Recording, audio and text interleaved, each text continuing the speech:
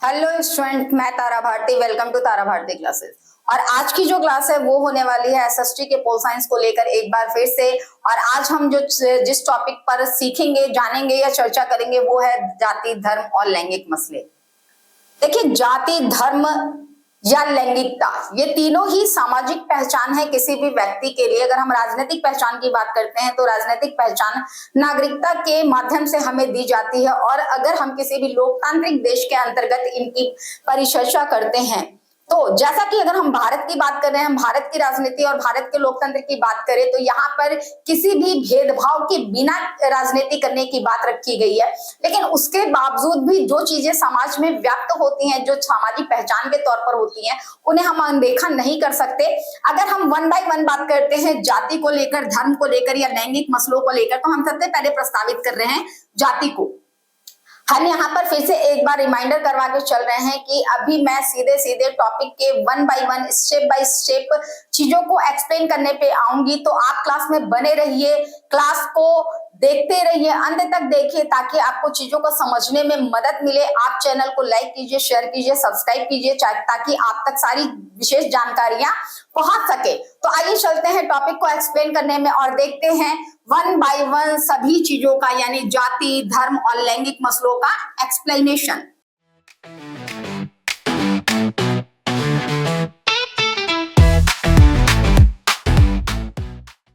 जाति की बात अगर हम करते हैं तो जाति जो है वो आपकी सामाजिक पहचान होती है। जैसा मैंने आपको बताया, जाति हो, धर्म हो या लैंगिक मसले हो, ये सभी एक तरह का सामाजिक पहचान करने का तौर तरीका है जिसको लेकर हमारे वेदों, पुराणों, उपनिषदों में भी काफी बातें रखी गई हैं। जैसा आपको पता है, पहली राजनीतिक व्यवस्था जो होती थी वो ब्राह्मणों के द्वारा प्रस्तावित की जाती थी, जिसमें इस बात की चर्चा की गई थी कि हमारे समाज में जो सामाजिक वर्गीकरण है वो वर्ण व्यवस्था के आधार पर है और अलग अलग जातियां बांटी गई हैं, जैसे कि ब्राह्मण हो गए, क्षत्रिय हो गए, वैश्य हो गए या फिर शूद्र हो गए। लेकिन जैसे जैसे कालांतर बीतता चला गया, समय बीतता चला गया, वैसे वैसे कंफ्यूजन्स और कई तरह की जातियों का वर्गीकरण होता चला गया। तो उनके कर्मों के आधार पर उनकी जातियों को डिसाइड किया जाता था। जैसे सोने का कार्य करने वाला जो होता था स्वर्णकार होता था, अगर लोहे का काम कर रहा है तो लोहार, लकड़ी का काम कर रहा है तो बढ़ई। तो कहने का तात्पर्य एक भूभाग में जो अलग अलग कार्यों का संपादन करते थे, कार्यों के आधार पर उनके जाति का वर्गीकरण कर दिया गया। अब यहाँ पर जो वर्ण व्यवस्था थी उसके आधार पर ऊंच नीच की भावना रखी गई, या फिर प्रभुत्वता के आधार पर, या फिर उनकी सक्षमता, आर्थिक स्टैब्लिशी के आधार पर, आर्थिक स्त्रीकरण के आधार पर उनको समाज में ऊंचे और नीचे का दर्जा दिया गया। ये हमारे प्रागैतिहासिक काल से लेकर अगर हम बात करते हैं बीच के मेडिवल हिस्ट्री में, तो ये चीज आपको देखने को मिलती है कि किस तरीके से जाति विभेदीकरण आपको बहुत ही ज्यादा व्याप्त थी हमारे समाज में। और ऐसा सिर्फ और सिर्फ आपके इंडियन जो है वो पॉलिटिक्स के अंतर्गत देखने को या इंडियन हिस्ट्री के अंतर्गत देखने को नहीं मिलता। ये चीज आपको यूरोपियन कंट्रीज में, इजिप्ट वगैरह सभी में देखने को मिलता है, जहां पे इस तरह का वर्गीकरण है और ऊंच नीच की भावना थी। अगर हम बात करते हैं दूसरे यानी कि धर्म की बात, तो धर्म और राज्य हमेशा से ही एक दूसरे के सापेक्ष चले हैं। लोगों का मानना यह था कि अगर हम राज्य को प्रस्तावित करना चाहते हैं और राज्य में अपने प्रभुत्व को दिखाना चाहते हैं तो वहां पर उनकी सबसे दुखती रख यानी कि धर्म को रखा जाए। अगर धर्म को हम रखते हैं और धर्म को एक्सेप्ट करवाते हैं तो वो सारे लोग हमारे अनुसरण करने वाले हो जाएंगे, हमारे फॉलोवर्स हो जाएंगे और राज्य को सुदृढ़ कर पाना बहुत ही आसान हो जाएगा। तो धर्म भी एक तरह का सामाजिक पहचान है, या फिर आप ऐसा कह सकते हो धार्मिक पहचान है। और अगर आप देखते हो कि हिंदू, मुस्लिम, सिख, ईसाई जितने भी हैं, उन सभी में कहीं ना कहीं जिन्होंने भी धर्म की स्थापना की है या धर्म को प्रस्तावित किया है, उसके बाद उनकी एंट्री सीधे सीधे राज्य में हुई है। उन्होंने उस धर्म को अपना राजकीय धर्म बना दिया या राष्ट्रीय धर्म बना दिया और उसके आधार पर वो फलते फूलते चले गए हैं। तो जिन चीजों का सकारात्मक पहलू होता है उसके नकारात्मक पहलू भी होते हैं। कहीं ना कहीं जाति व्यवस्था सामाजिक विभेदीकरण को दिखाने के लिए या समाज में वर्गीकरण को या अध्ययन की सुविधा के लिए बनाए गए थे, वहीं पे उसके दुष्परिणाम भी देखने को मिले हैं। धर्म जहां पर धार्मिक व्यवस्था को सुटेबल बनाने के लिए किया गया था, वहीं पे धर्म के जो ठेकेदार हैं या धर्म के जो धर्मावलंबी लोग हैं उनको उनके द्वारा दिए गए उपदेशों को गलत तरीके से प्रस्तावित करने के तरीके भी दिखाए गए हैं और उसका नकारात्मक प्रभाव भी पड़ा है। और लिंग को लेकर ये विचारधारा तो हमारी और आपके समाज की होती है, जहां पर हम लड़के या लड़की के बीच के विभेदीकरण को अलग तरीके से प्रस्तावित करना चालू कर देते हैं।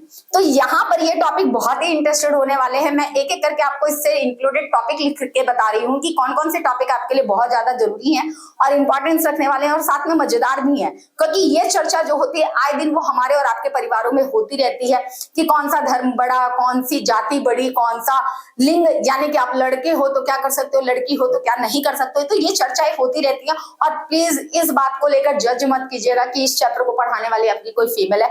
मैं बिल्कुल खुले आम तौर पर लड़का हो चाहे लड़के कटाक्ष करने वाली हूँ और टॉपिक्स को एक्सप्लेन करने वाली हूँ। तो डाउटफुल लेकर बिल्कुल मत रहिएगा कि यहाँ पर जो पक्ष होगा वो पूरी तरीके से स्त्री की प्रधानता को दिखाने वाला होगा।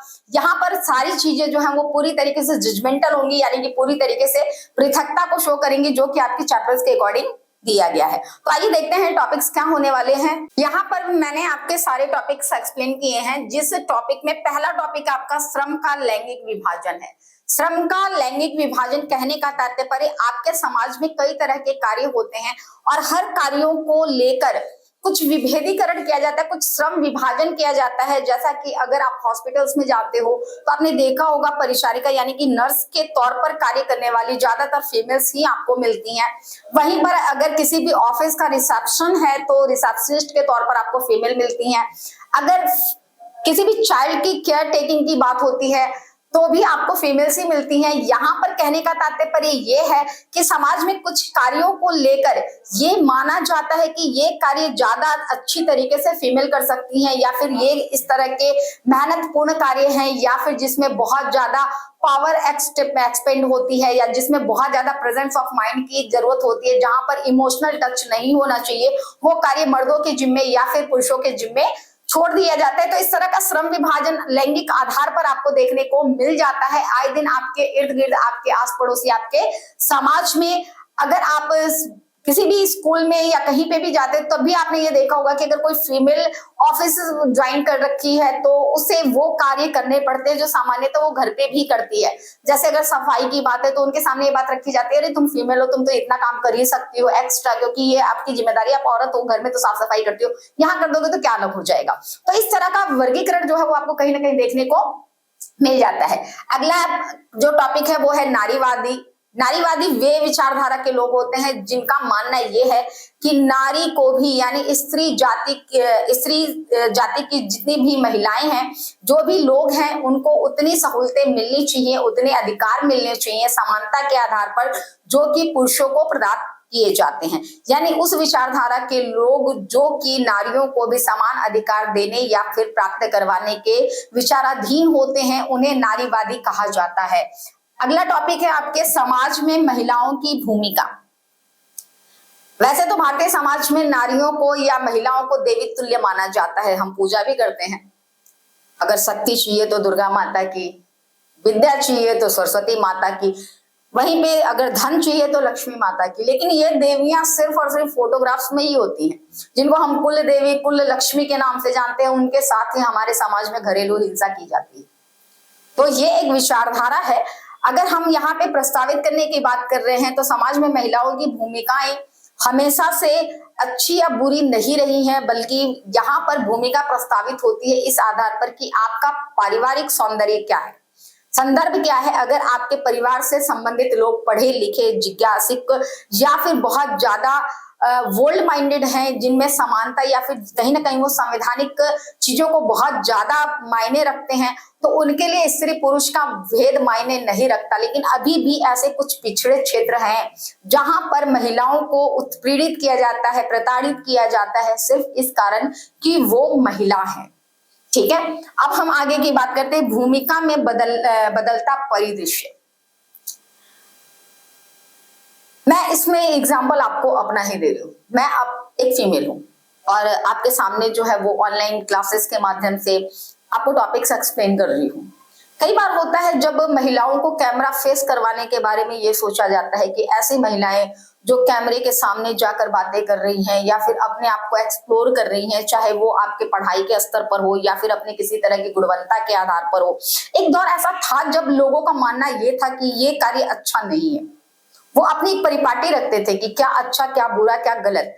तो आज की मेंटलिटी जो है वो बदल गई है। हम कपड़ों में में भी बदलाव देखते हैं कि हमें अपनी एक स्वतंत्रता मिल रही है कि हम अपने कंफर्टेबिलिटी के जोन में आकर कुछ भी पहन सकते हैं। तो ये बदलता परिदृश्य है, जहां पर औरतें कहीं ना कहीं घर के परिवेश में बंधी होती थी, आज औरतें बाहर निकल के काम कर रही हैं, अपनी एकल पहचान, अपने बेस पर अपने आत्मनिर्भरता को शो कर रही है। तो ये बदलता परिदृश्य है। मैं ये नहीं कह रही हूं कि सारी चीजें गलत ही होती हैं, लेकिन इन गलतियों के कुछ ही दुष्परिणाम आपको देखने को मिलते हैं। ये आपके देखने का नजरिया है कि आपने इस बदलते हुए परिवेश में क्या क्या बदलाव देखा है।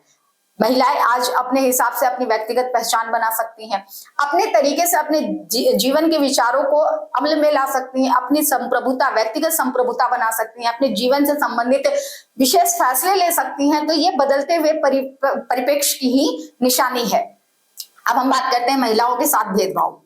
महिलाओं के साथ भेदभाव, ये चीजें आप आए दिन अपने परिवार में देखने को मिलता है, जहां पर आपके ही परिवार के सदस्य ये कहते हैं कि मेरे लिए लड़का और लड़के में किसी तरह का बदलाव नहीं है। लेकिन बदलाव होता है, उनकी मेंटलिटी में बदलाव होता है। आज भी लड़कियां 10 बजे की रात के बाद बाहर नहीं निकल सकती घर के परिवार के सदस्यों को बताए बिना।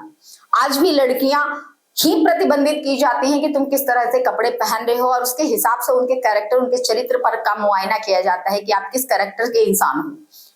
और भी कई तरह के भेदभाव देखने को मिलते हैं कि अगर तुम लड़की हो, मैं यहाँ पे एक मजेदार बात बता रही हूँ कि आपने जो है वो 3 इडियट्स मूवी देखी होगी, जिसमें यह बात रखा है करीना कपूर ने कि अगर आप लड़की हो तो हमारा परिवार तो ऐसा है कि आप लड़की हो तो डॉक्टर बनोगे और लड़का हो तो इंजीनियर बनोगे।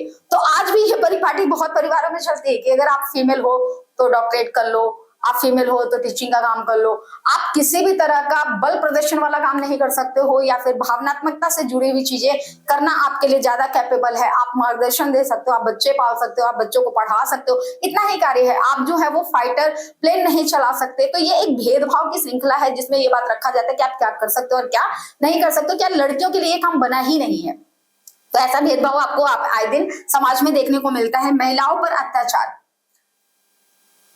यहाँ पे मैं एक बात आपको क्लियर कट बता के चल रही हूँ कि कभी भी कोई पुरुष महिलाओं पर अत्याचार नहीं करता, महिला ही महिला पर अत्याचार करती है। और उसका मानना यह है कि हमने अपनी पीढ़ी में ये चीज झेला है तो हमारी आगे वाली पीढ़ियां भी इसी के अनुसार चले। तो ये बदलाव आपको देखने को मिलता है। अभी भी कई चीजें हैं कि हम पर अत्याचार किया जा रहा है। जैसा कि आपको अगर पता होगा तो भारतीय दंड संहिता की एक विचारधारा है, एक थीम है, जिसमें ये लिखा गया था कि हमें अन्याय को खत्म करना है, अन्याय करने वालों को नहीं।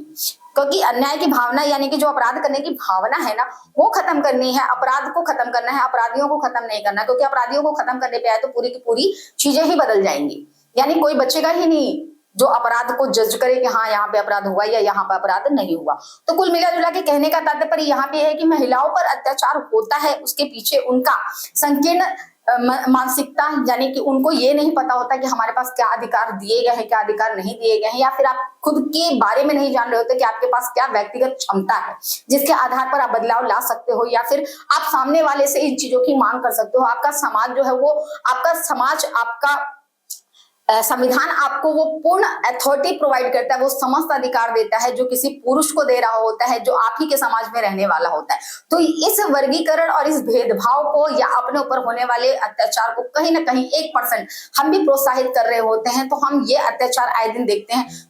जो जानकारियां हैं वो सिर्फ इस आधार पर है कि उन्हें खुद के अधिकारों के बारे में पता नहीं होता। इस कारण हमने ये चीजें कई तौर पे देखी कि कहीं पे बलात्कार के केस देखने को मिलते हैं, घरेलू हिंसा के तरीके देखने को मिलते हैं, मानसिक प्रताड़ना या शारीरिक प्रताड़ना दी जाती है, या फिर कहीं पर किन्हीं के अधिकारों को दबाव देकर या दबाव डाला जाता है, कहीं पे त्याग के नाम पर, कहीं पे बलिदान के नाम पर, तो कहीं पे शोषण के नाम पर।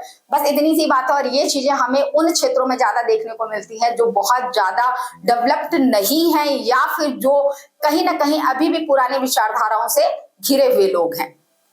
अब हम बात करते हैं राजनीतिक प्रभुत्व की। तो राजनीतिक प्रभुत्व में महिलाओं को विधानसभा में 5% की वैल्यूएशन दी गई है, और यहाँ पर लोकसभा में सिर्फ 10%। यानी इतना बड़ा विकास कार्यक्रम चलाने के बाद, समानता का अधिकार देने के बावजूद भी आज भी हमें विधानसभा और लोकसभा के अंतर्गत कुछ गिनी चुनी संख्या ही महिलाओं को देखने की मिलती है। अगली बारी है सांप्रदायिकता, लेकिन इसके बाद फिर से पहले मैं आपको एक बार रिमाइंडर करवा देती हूँ, अभी भी टॉपिक्स बाकी हैं और बहुत सी चर्चा होनी बाकी है। तो अगर अभी तक आपने इस चैनल को लाइक, शेयर और सब्सक्राइब नहीं किया है तो प्लीज इस चैनल को लाइक कीजिए, शेयर कीजिए, सब्सक्राइब कीजिए, अपने दोस्तों को बताइए। और ये सारे टॉपिक जो है वो बहुत ज्यादा वैल्यूएबल हैं। कोई जरूरी नहीं है कि आप स्टूडेंट होने के नाते ही इन चीजों को जानिए। अगर आप फीमेल्स हो या फिर आप खुद ही एक इंडियन हो यानी भारतीय नागरिक हो, तो आपका हक बनता है इन चीजों से संदर्भित सभी चीजों को जानने का और समझने का, ताकि आप अपने अधिकारों की दावेदारी कर सको, आप अपनी बातों को किसी के सामने रख पाओ, अपने कॉन्फिडेंशियल लेवल को जंप कर पाओ। तो हम आगे की टॉपिक लेते हैं सांप्रदायिकता की। सांप्रदायिकता कहने का तात्पर्य होता है कि जब हम किसी भी समाज में धार्मिक वर्गीकरण करते हैं और उस धर्म का हस्तक्षेप अगर राज्य की घटनाओं में या राज्य के क्रियाओं में संपादन में करते हैं तो इसे सांप्रदायिकता का नाम दिया जाता है। कुल मिलाजुलाकर अगर कोई भी राजनीतिक घटना धर्म के नाम पर या धर्म के मामलों के आधार पर उठाई जाए तो उसे सांप्रदायिकता का नाम दिया जाता है। अगला है धार्मिक विभाजन। मैंने आपको बताया है कि किसी भी समाज को सही तरीके से प्रस्तावित करने के लिए हम विभाजन करते हैं। जैसा कि आपने किसी भी सब्जेक्ट के क्लासिफिकेशन में पढ़ा होगा कि अगर आप उन चीजों का विस्तृत रूप से अध्ययन करना चाहते हो तो उसका वर्गीकरण करना बहुत ज्यादा आवश्यक हो जाता है। तो इसी प्रकार से समाज का अध्ययन करने के लिए उनको जाति के नाम पर या धर्म के नाम पर बांटा जाता है, ताकि आप समाज की परिप्रेक्ष्यों को समझ सको, समाज की अवधारणाओं को या फिर उनके विचारों को समझ सको कि उस समाज में रहने वाले लोग किस प्रकार से वर्गीकृत हैं या फिर उनकी मूल अवधारणाएं क्या है। तो यहाँ पे धार्मिक विभाजन कहने का तात्पर्य सिर्फ और सिर्फ उनके सामाजिक वर्गीकरण को है, चाहे वो इस्लामिक धर्म को मानने वाले हों चाहे भारतीय धर्म को मानने वाले। अंतर बस इतना ही रहा है कि प्रशासनिक व्यवस्था के अंतर्गत अगर कोई भी इस्लामिक कंट्री है तो वो शरिया जैसी चीजों का अनुसरण करती है। वहीं पे बात अगर हम भारतीय संविधान की कर लेते हैं जैसे लोकतंत्र की, तो उसका मूलाधार जो है वो आपके धर्म और दंड की नीतियों के आधार पर है। तो ये झलक कहीं ना कहीं धर्म के नाम पर आपको अपनी राजनीतिक परिप्रेक्ष्य में भी देखने को मिल जाता है। अगला टॉपिक जो है वो आपका समाज सुधार है। समाज सुधार कहने का तात्पर्य देखिए, कोई भी समाज अपने आप में विकृत नहीं होता बल्कि उसकी मानसिकता विकृत होती है। जैसा मैं कई बार ये चीजें कहती हूँ कि न तो कोई विद्यालय बुरा होता है न ही कोई संस्था बुरी होती है, बस वो किन विचारों के आधार पर अनुसरित किए जा रहे हैं, प्रस्तावित किए जा रहे हैं, ये बात होती है। अब हमारे समाज में कभी भी कोई भी परिस्थिति गलत नहीं रही है, बस कोई भी रीति रिवाज गलत नहीं रहे हैं, लेकिन बस इतनी सी बात है कि आप उन रीति रिवाजों का मूल्यांकन किस प्रकार से कर रहे हो, किस आधार पर कर रहे हो। अगर हम उनके दुष्प्रभावों को ज्यादा प्रभावशाली बनाने लगते हैं, यानी कि दुष्परिणामों को ज्यादा मायना देना शुरू कर देते हैं, ज्यादा महत्वता देना शुरू करते हैं, तो उसका दुष्परिणाम हमारे समाज और आने वाली पीढ़ियों पर देखने को मिलता है। जिस तरीके से अगर हम जौहर प्रथा या सती प्रथा की बात करते हैं तो आने बहुत पुरानतम समय में जिस समय राजा रजवाड़े होते थे वहां पर महिलाएं, राजपूतों की महिलाएं अपनी अश्मत की सुरक्षा के लिए इस प्रकार की प्रक्रियाओं का संपादन करती थी, लेकिन बाद में यही एक गंदी या फिर एक करप्ट रिचुअल के रूप में लोगों के बीच में स्थापित किया गया, जिसे हटाने के लिए अलग अलग लोगों ने अलग अलग तरह की प्रतिद्वंदिता या प्रतिस्पर्धा दिखाई दी है। अब चाहे हम राजा राममोहन राय की बात कर ले, विवेकानंद की बात कर ले या फिर दयानंद सरस्वती की बात कर ले, जिन्होंने अलग अलग तरह के समाजों की रचना करते हुए इनमें सुधार या बदलाव लाने का प्रयास किया, और स्त्रियों से लेकर अन्य कई कुरीतियां थी जिनको हटाने का भी प्रयास किया, और वो काफी हद तक सकारात्मक परिणाम के साथ हमारे सामने देखने को मिलते हैं। जैसे कि सती प्रथा को हटाना, बाल विवाह पर रोक लगाना या फिर विधवा विवाह को पुनर्व्यवस्थित करना, ये कुछ प्रक्रियाएं थी जो हमारे समाज में सुधार लाने की प्रवृत्तियों के तौर पर आगे के क्रम में बहुत ही प्रभुत्वशाली रही हैं और हमारे लिए एक सकारात्मक परिणाम लेकर आई हैं। तो कई ऐसे समाज सुधार जो हैं जो अलग अलग परिस्थितियों में कभी जाति को लेकर, कभी धर्म में होने वाले बदलाव को लेकर समाज को पूर्ण व्यवस्थित या पुनः व्यवस्थित करने की बात रखते हैं, लोगों का मार्गदर्शन करते हैं, लोगों को जागरूक करते हैं कि इस तरह की गतिविधियों का आप पर क्या प्रभाव पड़ेगा, वो प्रभाव सकारात्मक होगा या नकारात्मक। तो मैंने जैसा भी आपको बताया, कोई भी रीति रिवाज गलत नहीं होते, बस उनको मानने का और उनके अंदर जो विचार हैं उनको आप कैसे प्रस्तावित कर रहे हो उसके आधार पर हम उसे एक जजमेंट प्रोवाइड कर सकते हैं, क्योंकि कभी भी विचारधाराएं सभी की एक बराबर नहीं होती, समतुल्य के तौर पर नहीं होती। जितना कहना ये गलत है कि मैं भगवान को नहीं मानता, उतना ही गलत यह है कि मैं भगवान को ही मानता हूँ। दोनों ही देखने के नजरिए हैं कि आप किस समय क्या रख रहे हो या किस समय क्या नहीं रख रहे हो। अगर आप ईश्वर को मानते हो तो ये कहा जा सकता है कि चलो आप आध्यात्म में बिलीव करते हो। आप गलत नहीं हो, आप ईश्वर को एक अलौकिक शक्ति मानते हो और आप ये मानते हो कि आपके पीछे एक सशक्तिकरण है, आपको एक प्रोत्साहित करने की क्षमता है। वहीं पे जो ईश्वर को नहीं मानते वो भी अपने आप में गलत नहीं है, क्योंकि वो प्रैक्टिकल लाइफ जी रहे हो। उनका मानना ये है कि जो हमें दिखाई दे रहा है वो है, जो नहीं दिखाई दे रहा है वो नहीं है। लेकिन ऐसा नहीं कि वो ईश्वर को नहीं मानते, ईश्वर को मानते हैं, लेकिन वो प्राकृतिक रूप में मानते हैं। यानी जो भी प्रकृति उनको वो सारी बेनिफिट्स प्रोवाइड कर रही है वो उसे ही ईश्वर तुल्य मान लेते हैं। तो मानसिकता किसी की भी गलत नहीं है, बस ये है कि आप उसे प्रस्तावित किस प्रकार से कर रहे हो। और इसी के सापेक्ष अच्छे और बुरे चीजों को निर्देशित करने के बाद एक नवीनतम समाज का निर्माण करना, यह ध्येय होता है समाज सुधारक का। यानी समाज सुधारक का कार्य क्या होता है, वो आपके समाज में व्याप्त अच्छी और बुरी चीजों को दर्शन के अंतर्गत मेजरेबल करना और किसमें क्या अच्छाई है किसमें क्या बुराई है उसके आधार पर आपके सामने उसका प्रस्ताव रखना और बदलाव लाना। वहीं पे बात आती है जाति व्यवस्था में आए बदलाव को लेकर। तो जैसे ही जाति व्यवस्था की बात आती है, हमारे सामने सबसे बड़ा नाम आता है डॉक्टर भीमराव अंबेडकर का, ज्योतिबा फुले का।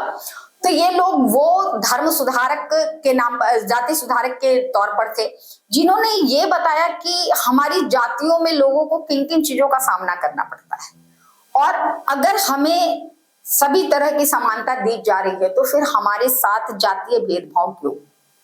अगर हम योग्य हैं तो हमें उस योग्यता को जाहिर करने के लिए भी प्रतिस्पर्धा नहीं बल्कि तिरस्कार का सामना क्यों करना पड़ता है? तो ये सारी व्यवस्था है, इनमें बदलाव आया है उनके अथक प्रयास के बाद, क्योंकि आपको पता है संविधान के निर्माता के तौर पर, रचयिता के तौर पर हम डॉक्टर भीमराव अंबेडकर का नाम लेते हैं, जो कि खुद अपने आप में एक दलित संप्रदाय से बिलोंगिंग करते थे। लेकिन उसके बावजूद भी उन्होंने इस आरक्षण को लेकर बात सिर्फ इतनी रखी कि आरक्षण सिर्फ तब चाहिए जब हम लोग समान नहीं हैं। अगर हम सामान्य हो जाते हैं तो हमें आरक्षण की आवश्यकता भी नहीं है। तो यहाँ पर जो जाति विभेदीकरण था या जातियों का वर्गीकरण अस्पृश्यता के तौर पर था, उसको लेकर बदलाव आए हैं। जैसा कि आपने आर्टिकल 15 के बारे में पढ़ा होगा और जानते होंगे, आपके चैप्टर्स में भी इसके बारे में चर्चा की गई है। तो आर्टिकल 15 के अंतर्गत आप किसी भी तरह के अस्पृश्यता या भेदभाव को बढ़ावा नहीं दे सकते हो।